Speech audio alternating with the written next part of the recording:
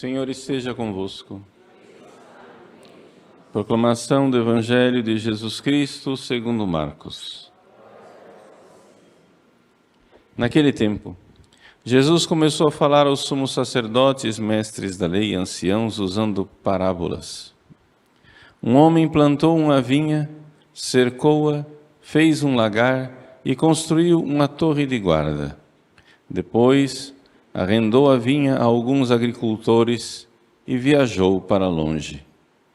Na época da colheita, ele mandou um empregado aos agricultores para receber a sua parte do fruto da vinha. Mas os agricultores pegaram o empregado, bateram nele e o mandaram de volta sem nada. Então o dono da vinha mandou de novo mais um empregado. Os agricultores bateram na cabeça dele e o insultaram. E então o dono mandou ainda mais outros, e eles o mataram. Trataram da mesma maneira muitos outros, batendo em uns e matando outros. Restava-lhe ainda seu filho querido. Por último, ele mandou o filho até os agricultores, pensando: eles respeitarão meu filho. Mas aqueles agricultores disseram uns aos outros: este é o herdeiro, vamos matá-lo e a herança será nossa. Então agarraram o filho e o mataram e o jogaram fora da vinha.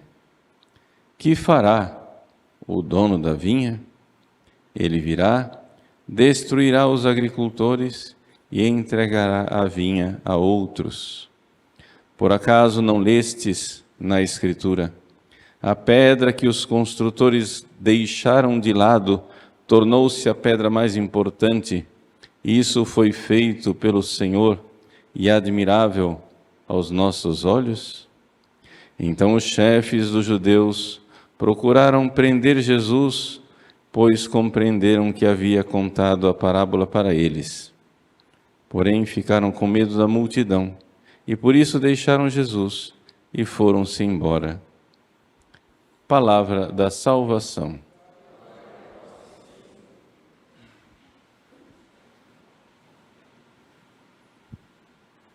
Meus queridos irmãos e irmãs, celebramos hoje a memória dos mártires de Uganda, São Carlos Lwanga e seus companheiros mártires.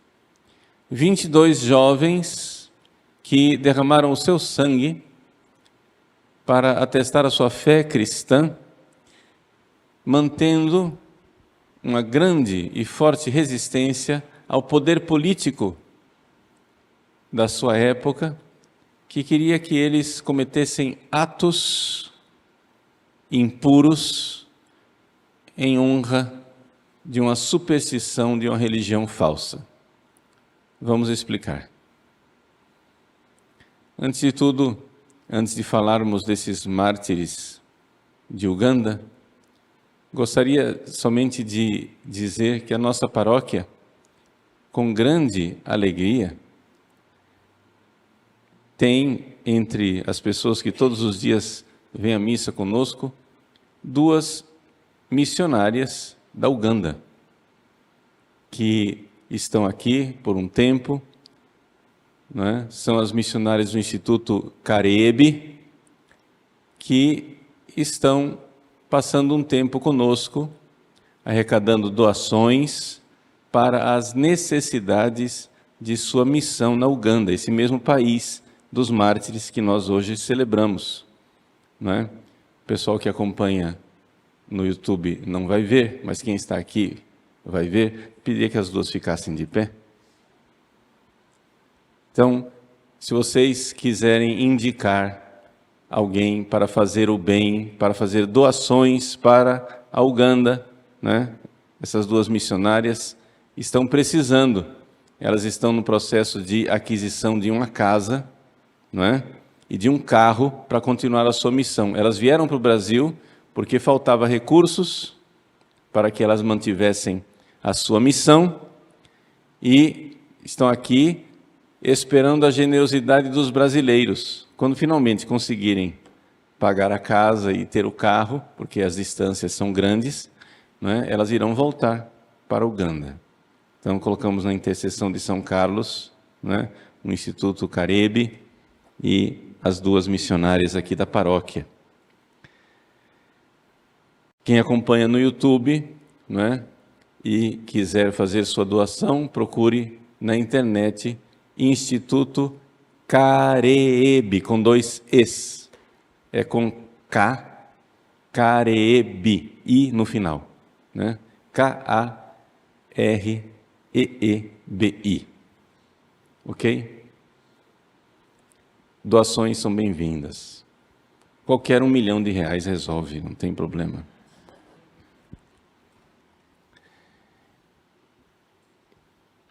São Carlos Luanga, um jovem de 26 anos.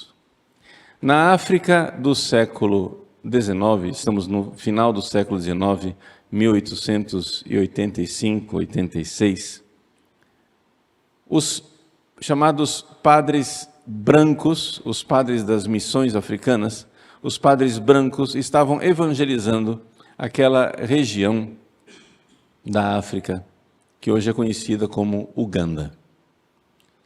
E eles, inclusive, tiveram um contato com o próprio rei. Era um rei jovem, né, que havia recém assumido como rei daquela região.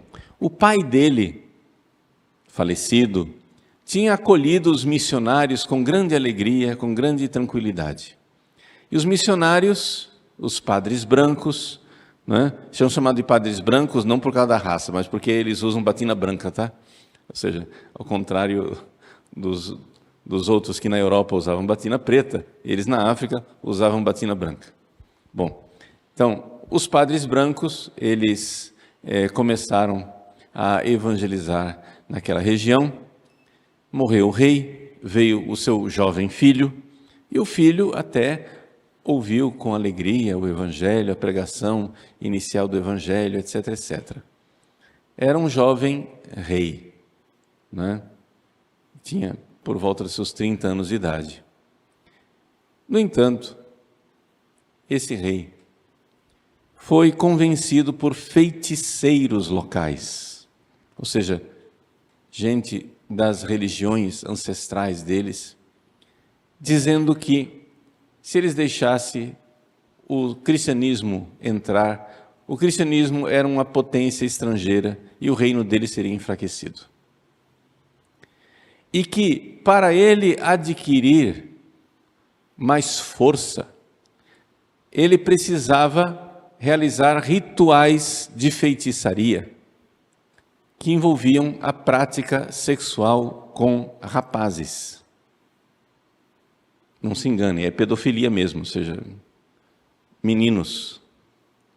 Assim, esse rei tinha à sua disposição inúmeros pajens, rapazes que serviam a ele na corte, no dia a dia, né? Mas que, então, nesta falsa religião, o rei se convencia de que se realizasse atos rituais de sexo com esses rapazes, ele receberia mais poderes. Dentre esses rapazes, vários se converteram ao catolicismo. Existe uma foto da época que retrata a recepção, né, do bispo francês, bispo católico, que estava chegando naquela região.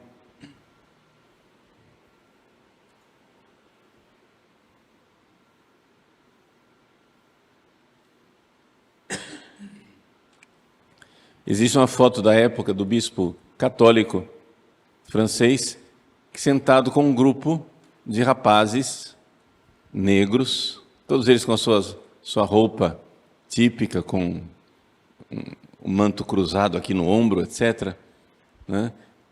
Estão lá os rapazes, e nessa foto estão 20 dos nossos mártires, inclusive o Carlos Luanga, que tinha 26 anos momento do seu martírio. É comovedor ver essa foto. Esses meninos, alguns deles já eram cristãos, outros catecúmenos, né? Esses meninos começaram a ser convidados pelo rei a rejeitar o cristianismo, né? Que começou uma verdadeira caça para descobrir quais dos seus pajens tinham se convertido ao cristianismo. E então, alguns que ainda eram catecúmenos foram batizados secretamente pelo Carlos, que era o mais velho. Ele era o chefe dos pajens, ele que tinha, né, o encargo de cuidar de todos eles. Então começou a protegê-los e começou a catequizá-los, eles para ficarem com a fé cada vez mais forte, né, para ficarem cada vez mais convictos da sua pureza, de que eles deveriam obedecer aos mandamentos de Deus. E assim, vários já eram batizados, outros não eram batizados, foram batizados secretamente pelo Carlos Luanga. E finalmente, ao ver aquela rebeldia, digamos assim, do grupo inteiro, que não aceitava realizar os rituais obscenos, o rei então decidiu pôr um fim àquilo tudo e mandou matá-los. Antes de morrer, eles tiveram que fazer uma terrível via sacra, não é, de uma caminhada de 43 quilômetros até o lugar da execução. Foi uma verdadeira via sacra pelos maus tratos, por aquilo que eles foram sofrendo no caminho. 3 deles foram martirizados no caminho, não é? Um deles, enquanto caminhava e recebia insultos e maus tratos, disse para os seus algozes: vocês não me podem tocar. Nada vocês podem fazer de mal contra mim, porque meu Deus irá me resgatar de uma forma invisível. Vocês vão ficar com o meu corpo, mas a minha alma será resgatada. E de fato ali mesmo ele foi morto, né? E alcançou a glória do martírio. Quando finalmente chegaram no lugar da execução, os algozes começaram a juntar lenha para queimá-los. E também ali ficaram amarrados vários dias esperando o momento da execução. Começaram então o morticínio. E o Carlos Luanga, então, que era o líder, foi torturado, sendo queimado aos poucos pelos pés. Quando finalmente sobraram somente os tocos dos pés. Você imagine o seu pé ser queimado, cruel e lentamente, até que finalmente já não tem mais pé, só tem o toco da perna, porque o resto foi queimado, não é? E ele perseverou professando a fé e dizendo que o que o rei estava fazendo era muito errado e que todos aqueles que estavam torturando ele deveriam se converter ao cristianismo e conhecer o amor de Deus. Essa é a grandeza dos mártires que nós celebramos hoje. Mártires tão mais proféticos e luminosos quanto a nossa cultura, cada vez mais mergulhada no paganismo, é uma cultura em que a revolta contra o Deus Criador vai se manifestando naquilo que nós conhecemos como ideologia de gênero. Nós, católicos, cristãos, professamos que Deus, Pai Todo-Poderoso, é criador do céu e da terra. Deus nos criou. Não somos nós quem nos criamos. Deus tem um projeto para nós. Não somos nós quem temos um projeto para nós. Deus me quis homem. Deus quis vocês, mulheres, mulheres. Deus quis os homens, homens.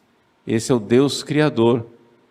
E essa lei, ela está inscrita na estrutura da realidade do nosso próprio ser.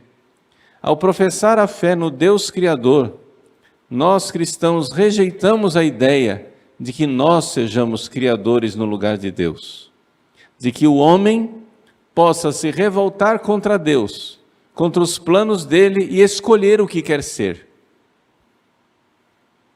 se mutilar, fazer cirurgias transformando o seu corpo, escolhendo ser aquilo que Deus não escolheu.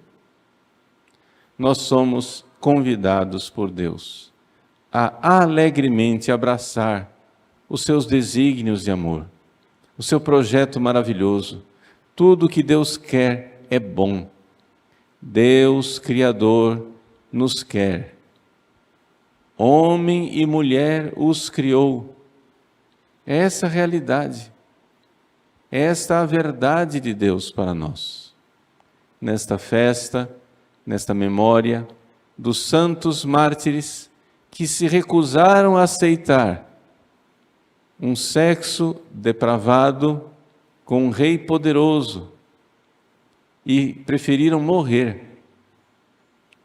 Nós também queremos pedir a Deus a graça que mesmo diante dos poderes políticos, termos a alegria de obedecer a Deus em tudo aquilo que Ele quer para nós, no seu projeto de Criador.